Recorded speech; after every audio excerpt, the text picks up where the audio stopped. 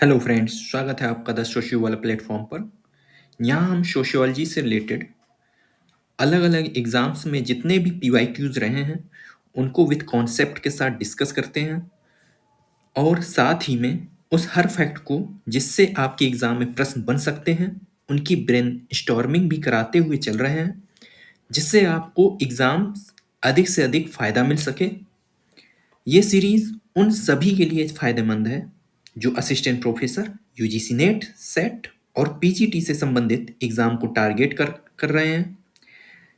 और इसका बेनिफिट आपको तभी मिल पाएगा जब आप इस सीरीज को रेगुलर देखेंगे, क्योंकि इसमें कई सारे फैक्ट्स इतने बार आपके सामने से गुजरेंगे जो कहीं ना कहीं आपके सबकॉन्शियस माइंड में फिक्स हो जाएंगे। और सीरीज यदि आपको पसंद आती है तो लाइक और सब्सक्राइब जरूर करिए। तो आइए शुरू करते हैं। इसमें कहा गया है कि लेवी स्ट्रॉस ने इस बात पर बल दिया है कि विनिमय के प्रतिमान विनियमित होते हैं, अर्थात जो एक्सचेंज है, पैटर्न ऑफ एक्सचेंज है, वो किससे रेगुलेट होते हैं। पहला ऑप्शन है समाज के मानकों और मूल्यों से, दूसरा है समाज की संरचनाओं और प्रक्रियाओं द्वारा, तीसरा है समाज की आर्थिक व्यवस्था द्वारा, चौथा है समाज की राजनैतिक व्यवस्था द्वारा। तो ये आर्थिक और राजनीतिक व्यवस्था की तो बात ही नहीं करते लेवी स्ट्रॉस, तो ऑप्शन सी और डी गलत हो जाएगा। अब ए और बी में कोई एक ऑप्शन सही होगा। लेवी स्ट्रॉस, जो कि हम जानते हैं, ये एक फ्रांसीसी समाजशास्त्री हैं और इन्होंने कहा है कि सामाजिक संरचना के अंतर्निहित नियमों द्वारा विनिमय को रेगुलेट किया जाता है और ये जो मूल्य नियम मान्यताएं होती हैं, ये मानव मस्तिष्क अर्थात ह्यूमन माइंड की सार्वभौमिक तार्किक संरचना से उत्पन्न होते हैं। सामाजिक संरचना के नियम, मान्यताएं और इन मान्यताओं का निर्माण ह्यूमन माइंड से होता है और इन ह्यूमन माइंड से के द्वारा ही जो प्रतिमान के नियम हैं वो रेगुलेट किए जाते हैं, जो कि ऑप्शन के अकॉर्डिंग मानक मूल्य ऑप्शन ए सही होगा। और इसमें मेन रेगुलेटर किसे मानते हैं, मुख्य नियामक किसे मानते हैं, तो मुख्य नियामक अनकॉन्शियस मेंटल स्ट्रक्चर को मानते हैं। चूंकि स्ट्रॉस कहते हैं कि कोई भी सामाजिक विनिमय, चाहे वो महिलाओं का विनिमय हो, उपहारों का विनिमय हो या फिर शब्दों का विनिमय हो, एक गहरी अचेतन मानसिक संरचना द्वारा संचालित होती है, अर्थात अनकॉन्शियस मेंटल स्ट्रक्चर द्वारा संचालित होती है। और यह संरचना सभी मनुष्यों में सार्वभौमिक होती है और बाइनरी अपोजिशन के माध्यम से काम करती है। जैसे लेवी स्ट्रॉस के कुछ कॉन्सेप्ट्स भी हैं, जैसे एक्सचेंज ऑफ वुमेन। तो एक्सचेंज ऑफ वुमेन में जो वुमेन का एक्सचेंज होता है वो नातेदारी प्रणाली द्वारा होता है। नातेदारी प्रणाली के कुछ मूल्य, नियम और मान्यताएं होती हैं।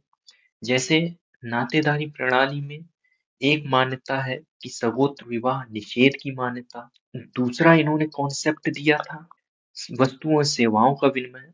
तो वस्तुओं और सेवाओं के विनिमय में किसके माध्यम से होता है, तो वस्तुओं और सेवाओं का विनिमय पारस्परिकता के नियम द्वारा विनिमित होते हैं।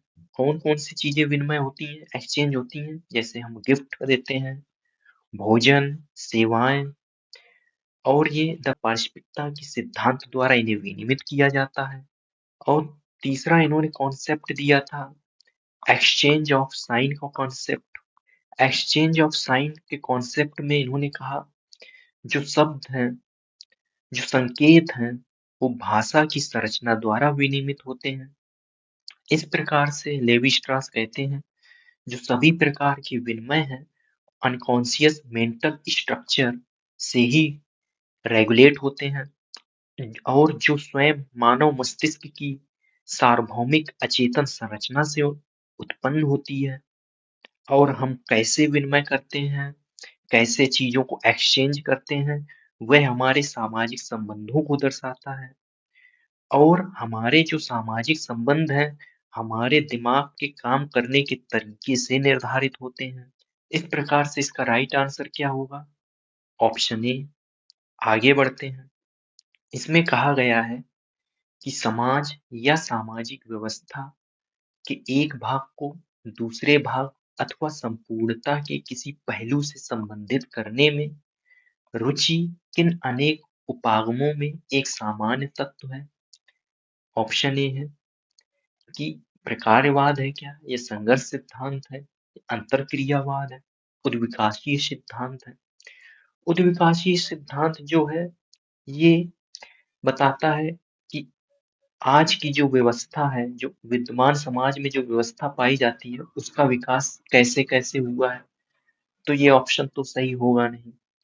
संघर्ष सिद्धांत ये आपसी संघर्ष और द्वंद्व को बताता है, ये भी सही नहीं होगा।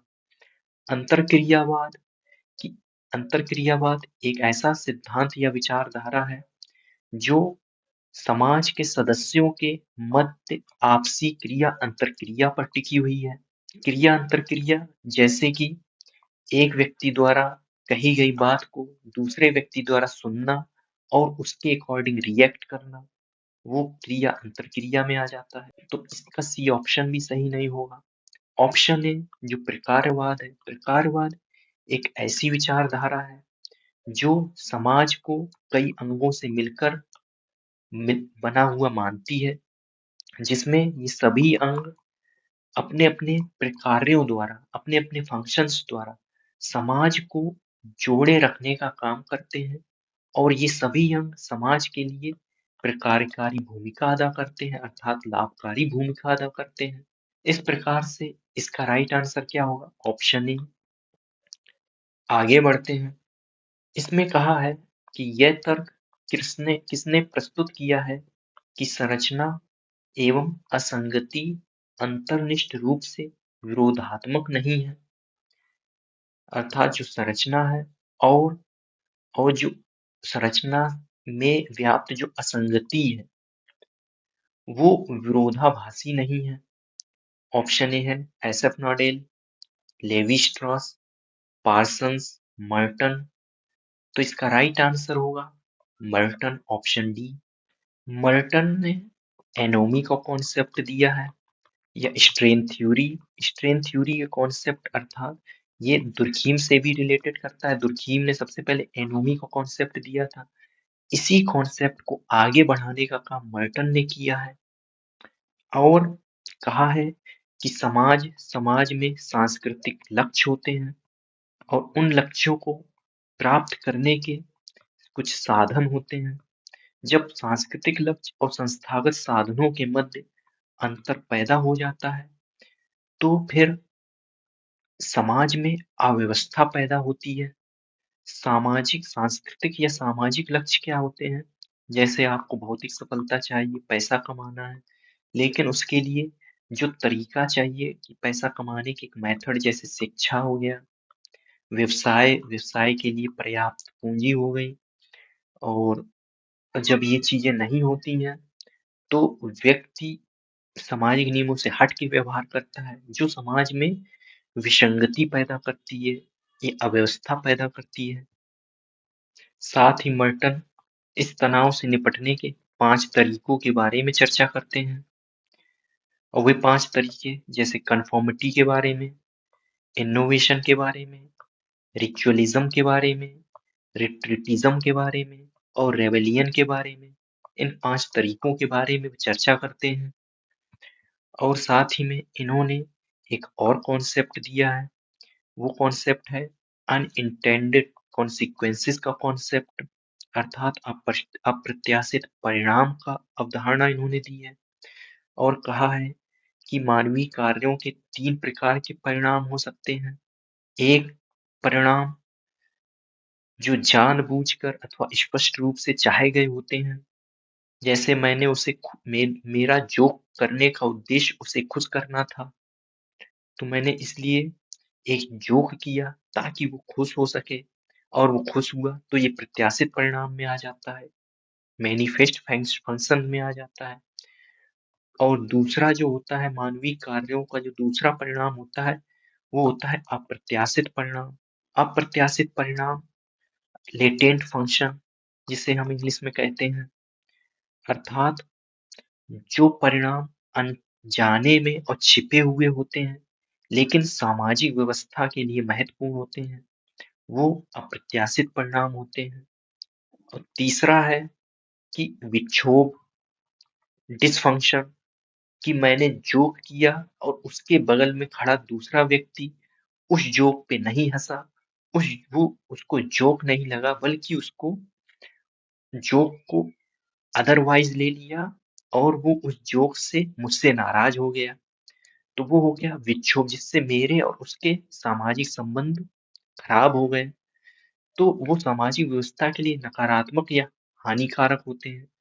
तो वो आ जाता है विक्षोभ या डिसफंक्शंस में। तो इस प्रकार से मर्टन कहते हैं कि मानवीय कार्य के 3 परिणाम होते हैं, प्रत्याशित, अप्रत्याशित और विक्षोभ।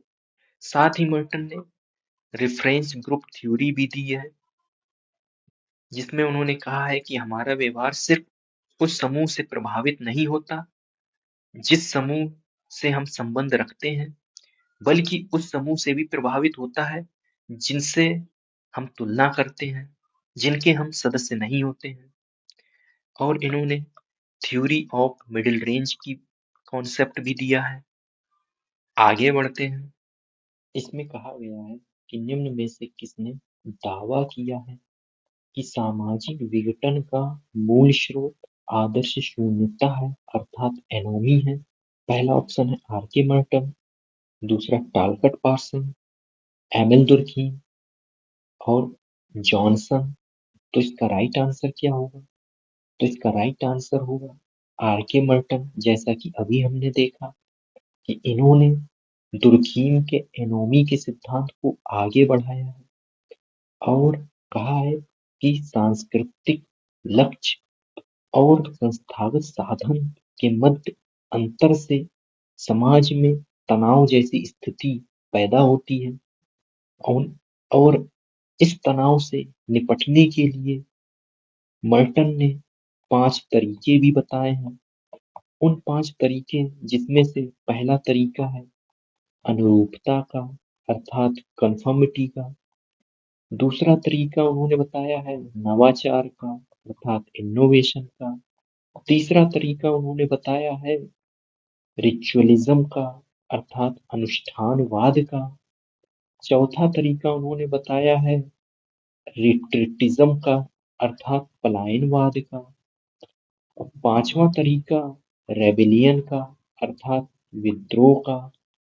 अनुरूपता वह स्थिति होती है जहां समाज के सदस्यों को सांस्कृतिक लक्ष्य के अनुरूप ही संस्थागत साधन समान रूप से उपलब्ध होते हैं, तो समाज में अनुरूपता की स्थिति होती है।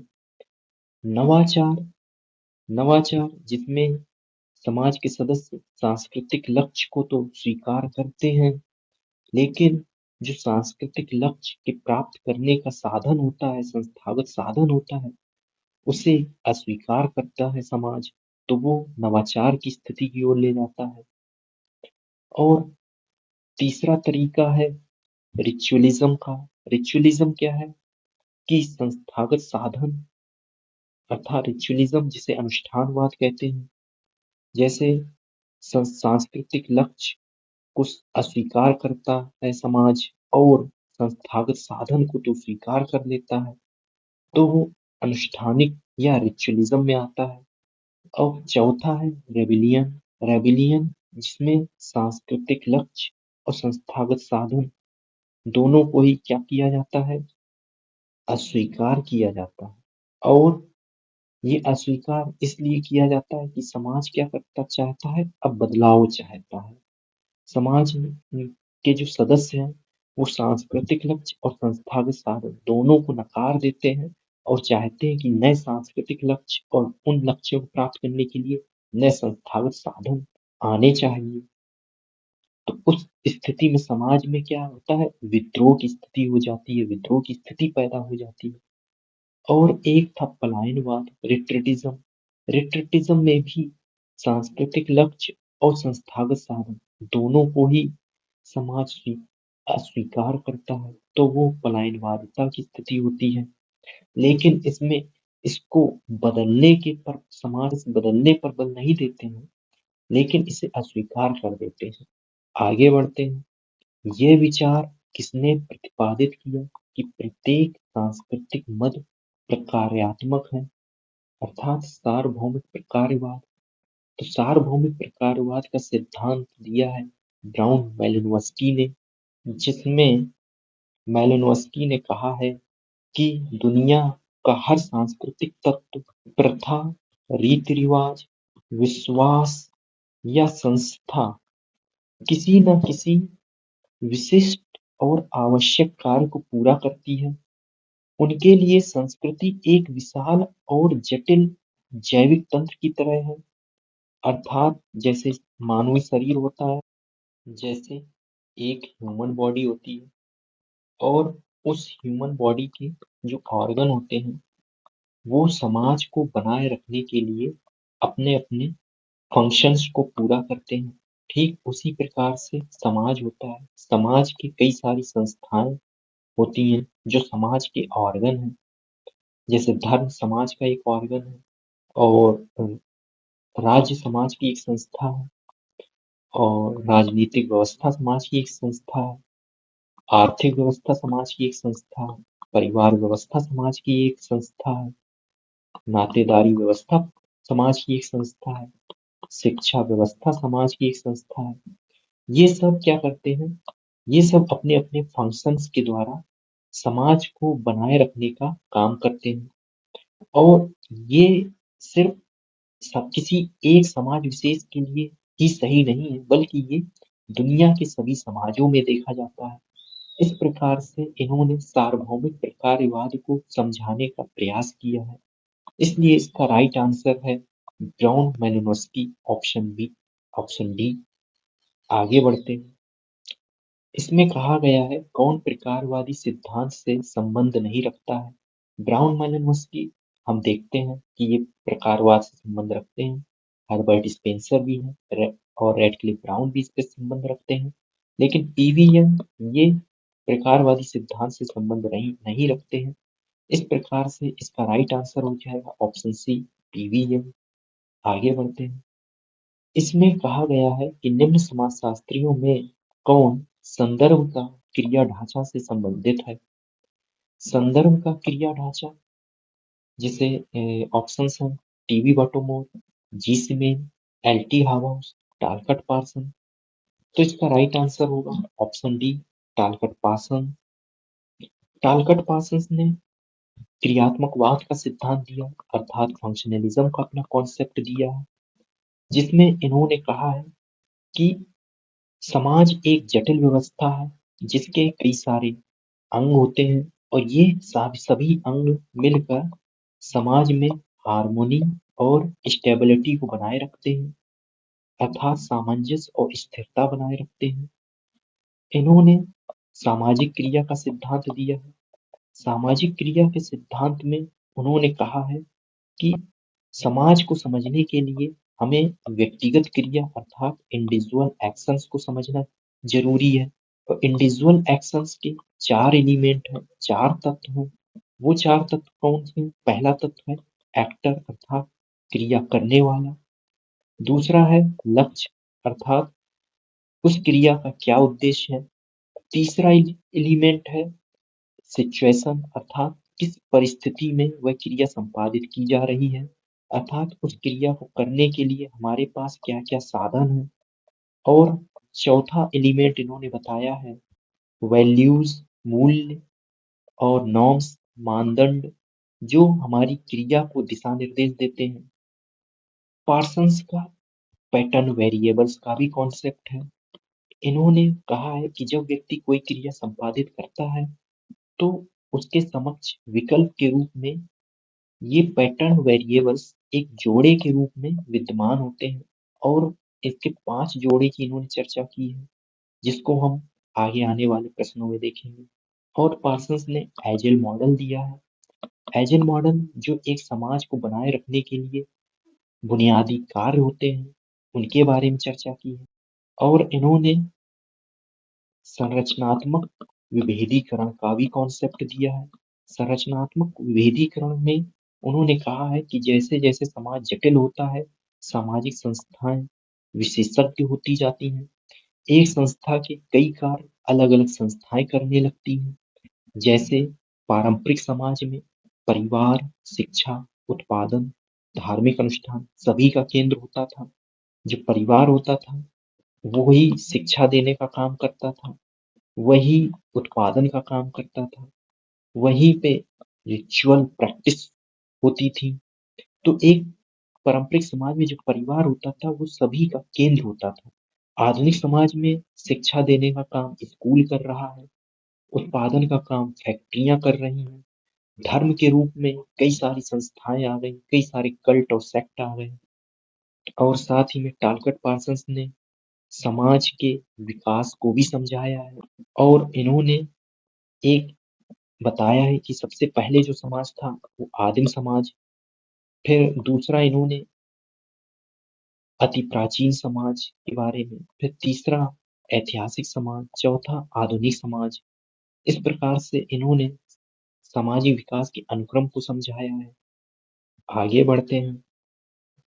इसमें कहा गया है कि निम्न में से किसने आवश्यकताओं के सिद्धांत का प्रयोग किया है, अर्थात theory of needs. Theory of needs ये मेलिनोव्स्की का एक इम्पोर्टेंट कॉन्सेप्ट रहा है, और इन्होंने यह कॉन्सेप्ट सार्वभौमिक प्रकारवाद को समझाने के लिए दिया है।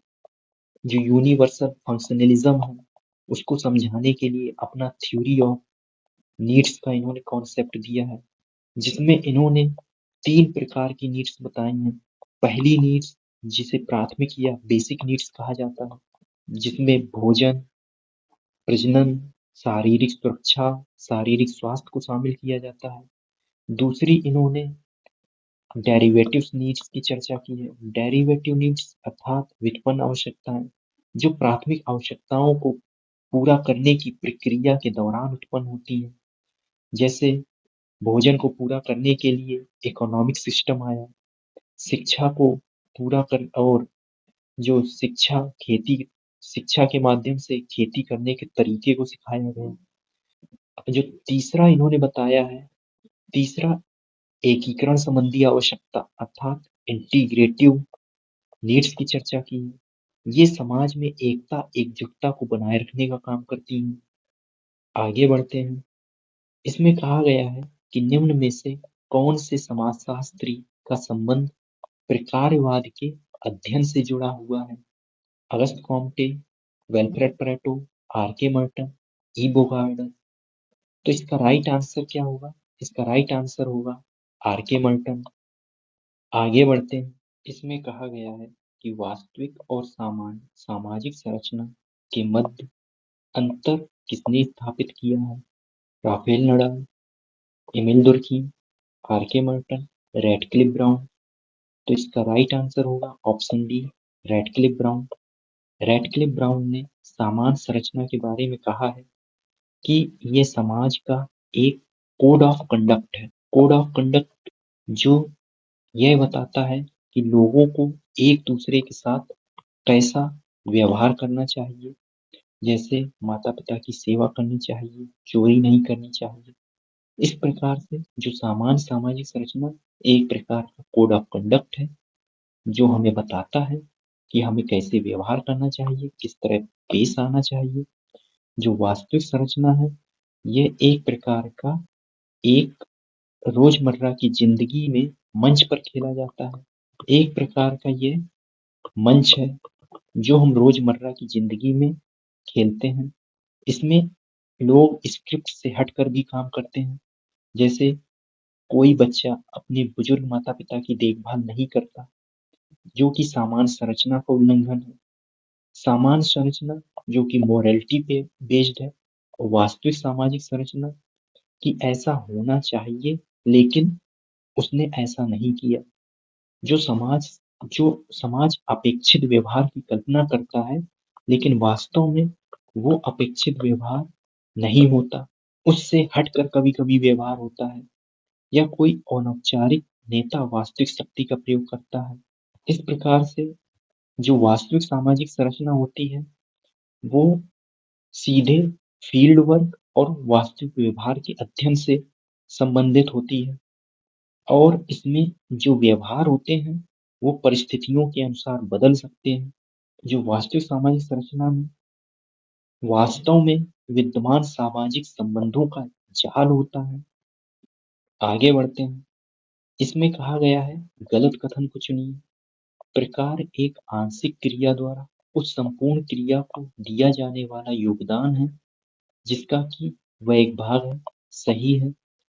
प्रकारवाद अर्थात फंक्शनलिज्म एकता एक ऐसी दशा है जिसमें समाज व्यवस्था के सभी अंग अलग अलग कार्य करते हैं।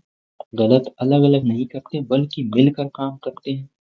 समाज के सारे अंग आपस में मिलकर समाज को बनाए रखने का काम करते हैं। तो ऑप्शन बी गलत हो जाएगा। आगे बढ़ते हैं। निम्न में से किसका दावा है कि सामाजिक संरचना का आणविक वास्तविकता से कोई लेना देना नहीं है?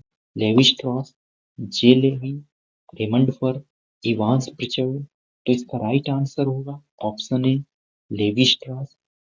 क्योंकि लेवी स्ट्रॉस क्या कहते हैं कि जो समाज है, समाज में सामाजिक संरचना को बनाने वाले समाज के अंग हैं, जैसे धर्म व्यवस्था, राजनीतिक व्यवस्था, परिवार व्यवस्था, नातेदारी व्यवस्था। तो इन अंगों की उपज जो हुई है वो ह्यूमन माइंड से हुई है, अर्थात अचेतन मानव मस्तिष्क से इन अंगों की उत्पत्ति हुई है और ये अंग मिलकर समाज की संरचना का निर्माण करते हैं और इस प्रकार से समाज का निर्माण होता है। तो इस प्रकार से समाज का निर्माण का जो आधारभूत नींव है वो क्या है? वो अचेतन मानव मस्तिष्क है। इस प्रकार से इसमें ऑप्शन क्या हो जाता है? ए राइट हो जाता है कि इसका आनुभविक वास्तविकता से कोई लेना देना नहीं है। सामाजिक संरचना का आनुभविक वास्तविकता से कोई लेना देना नहीं है। Answer A Levi Strauss right हो जाता है। आगे बढ़ते हैं। इसमें पार्सन्स ने कहा है कि सामाजिक क्रिया को एक व्यवस्था माना है जिसके 3 पक्ष होते हैं, जिनमें से 2 दिए गए हैं कि एक व्यक्तित्व व्यवस्था, दूसरी सांस्कृतिक व्यवस्था और इसमें तीसरी व्यवस्था के बारे में पूछा गया है। तीसरी व्यवस्था कौन सी है? आर्थिक व्यवस्था है, राजनीतिक व्यवस्था है, सामाजिक व्यवस्था है या मनोवैज्ञानिक व्यवस्था है? तो इसका राइट आंसर हो जाएगा सामाजिक व्यवस्था।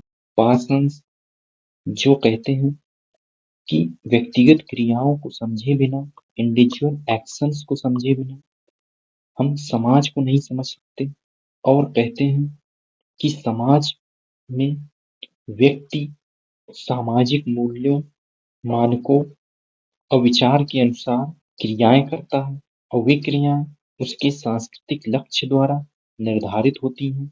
इस प्रकार से इसकी जो तीसरी व्यवस्था है वो है सामाजिक व्यवस्था। आगे बढ़ते हैं। मेलिनोव्स्की के अनुसार सोर्सरी क्या है? मेलिनोव्स्की ने जादू के बारे में कहा है कि जब विज्ञान काम नहीं आता है तो उन स्थितियों में जो अनिश्चितता, जोखिम और भाग्य पर निर्भर होती हैं, हम जादू का यूज करते हैं। ये जादू व्यक्ति को मनोवैज्ञानिक आत्मविश्वास और सुरक्षा का एहसास दिलाते हैं, ऐसा मेलिनोव्स्की कहते हैं। और सफेद और काला जादू के बारे में चर्चा की है। और सोर्सरी क्या है? सोर्सरी एक प्रकार का काला जादू है।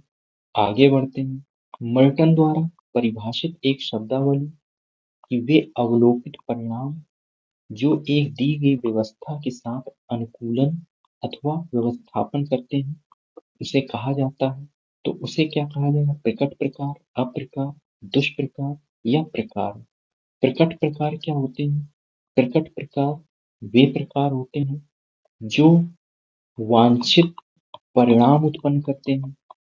वांछित परिणाम अर्थात जिस उद्देश्य को पूरा करने के लिए कोई कार्य किया जाता है और वो कार्य उसी उद्देश्य को पूरा फुलफिल करता है तो उससे वांछित परिणाम उत्पन्न होते हैं, उसे हम प्रकट प्रकार कहते हैं। और अप्रकट प्रकार क्या होते हैं? अप्रकट प्रकार वे प्रकार होते हैं या वे सामाजिक घटनाएं होती हैं जो समाज में अवांछित परिणाम या फिर छुपे हुए परिणाम उत्पन्न करती हैं, वो अप्रकट प्रकार होते हैं। दुष्प्रकार क्या होते हैं? दुष्प्रकार वो होते हैं जो समाज के लिए हानिकारक होते हैं, समाज में नकारात्मक परिणाम उत्पन्न करते हैं, वो दुष्प्रकार होते हैं। प्रकार वो समाज के लिए लाभकारी होते हैं, समाज के लिए सकारात्मक परिणाम उत्पन्न करते हैं, तो वो गतिविधियां, वो घटनाएं प्रकार होती हैं। इस प्रकार से इसका राइट आंसर क्या होगा? Option D. आगे बढ़ते हैं। निम्न में से कौन पार्सन्स के प्रतिमान चर का तत्व नहीं है? तो पार्सन्स ने अपनी अवधारणा में 5 प्रकार के पैटर्न वेरिएबल्स के जोड़ों की चर्चा की है। और वो 5 प्रकार के जोड़े क्या हैं?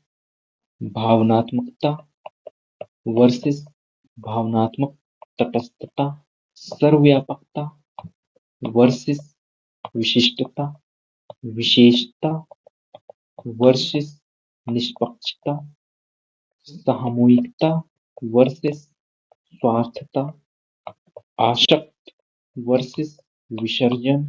तो इस प्रकार से इन्होंने 5 जोड़ों की चर्चा की है। तो इसका सी ऑप्शन बन जाएगा, गुणवत्ता बनाम परिणाम। इसकी चर्चा पार्सन्स ने अपने पैटर्न वेरिएबल में नहीं की है, जबकि एकनिष्ठता बनाम सार्वभौमिकता इसकी चर्चा की है, विषरणता बनाम विशिष्टता इसकी चर्चा की है, विन्यास बनाम सामूहिक में इसकी चर्चा की है। C option is the right answer, इसकी चर्चा नहीं की है। आगे बढ़ते हैं। निम्न सिद्धांतों में से कौन से 2 सिद्धांत सहसंबंध सिद्धांत की व्याख्या करते हैं? पारस्परिकता का सिद्धांत, बहिर्विवाह का नियम, अंतर्विवाह का नियम या कौटुंबिक व्यभिचार वर्जना।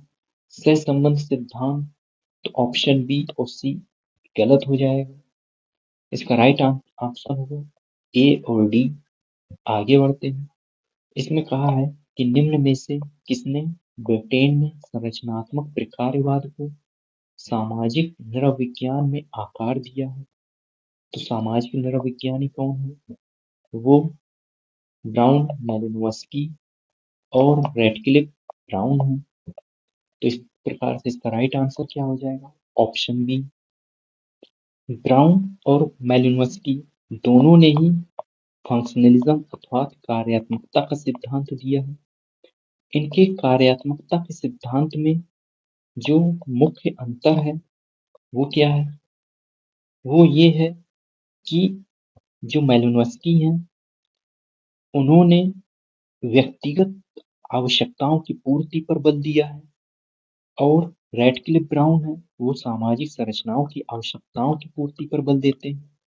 अर्थात समाज की संरचना को बनाए रखने के लिए ब्राउन मालिनोव्स्की द्वारा व्यक्तिगत आवश्यकता पर बल दिया गया है, और रैटक्लिफ ब्राउन ने समाज की संरचना को बनाए रखने के लिए सामाजिक संरचना की आवश्यकताओं अर्थात एकीकरण और स्थिरता पर बल दिया है। आगे बढ़ते हैं। निम्न में से किसने यह कहा है कि कोई वस्तु जिसका संरचनात्मक प्रकार्यात्मक विश्लेषण किया जा सकता है उसे एक मानकीकृत प्रतिरूप अथवा पुनरावृत्तित आइटम का अवश्य निरूपण करना चाहिए? Talcott Parsons, R K Merton, Emile Durkheim, Jeffrey Alexander. तो इसका राइट आंसर हो जाएगा R K Merton, option B. R K Merton ने, जैसा कि अभी हमने कल देखा था, कि इन्होंने प्रकार्यात्मक विश्लेषण का प्रतिमान विकसित किया, अर्थात सामाजिक घटना का विश्लेषण करने के लिए एक मार्गदर्शिका का निर्माण इन्होंने किया है, जिसे मर्टन्स का पैराडिग्म कहते हैं। जैसे मर्टन कहते हैं कि सामाजिक घटना में विश्लेषण की इकाई कोई भी एक संस्था, सामाजिक भूमिका, प्रथा, विश्वास या रिवाज हो सकता है, और सामाजिक घटनाओं का लक्ष्य यह पता लगाना है, सामाजिक घटनाओं के अध्ययन में यह पता लगाना है कि यह वस्तु या आइटम समग्र सामाजिक व्यवस्था या किसी विशेष समूह के लिए क्या परिणाम उत्पन्न कर रही है। दूसरा है कि मर्टन मानते हैं कोई एक सामाजिक संरचना एक से अधिक फंक्शन कर सकती है, एक से अधिक प्रकार कर सकती है, जैसे परिवार का काम केवल बच्चों का पालन पोषण करना नहीं होता है, बल्कि वो आर्थिक सहयोग भी देती है अपने सदस्यों को, भावनात्मक सहारा भी अपने सदस्यों को देता है और बच्चों को सोशलाइजेशन में प्राथमिक भूमिका भी परिवार निभाता है। तीसरा इन्होंने कहा है कि जो प्रकार हैं, जो सामाजिक घटनाओं के जो परिणाम हैं, वो अप्रत्याशित परिणाम भी हो सकते हैं, जो कि सामाजिक घटनाओं के छुपे हुए परिणाम होते हैं। सामाजिक घटनाओं के एक प्रत्यक्ष परिणाम होते हैं जिन्हें प्रकट प्रकार कहते हैं और एक अप्रत्यक्ष परिणाम परिणाम होते हैं जिन्हें अप्रकट प्रकार कहते हैं। प्रत्यक्ष परिणाम जो हमें सीधे सीधे दिखाई दे जाते हैं कि किसी सामाजिक घटना का ये परिणाम उत्पन्न हुआ, और जो हमें दिखाई नहीं देते हैं, जैसे कोरोना कोरोना का कई सारे प्रत्यक्ष परिणाम दिखे, लेकिन इसके एक कई सारे अप्रत्यक्ष परिणाम भी हैं जो हमें दिखाई नहीं दिए। इस प्रकार से इसका राइट आंसर क्या हो जाएगा? Option B, R K Merton. आगे बढ़ते हैं। थैंक यू गाइस, आज इतना ही रखते हैं, मिलते हैं नेक्स्ट लेक्चर में।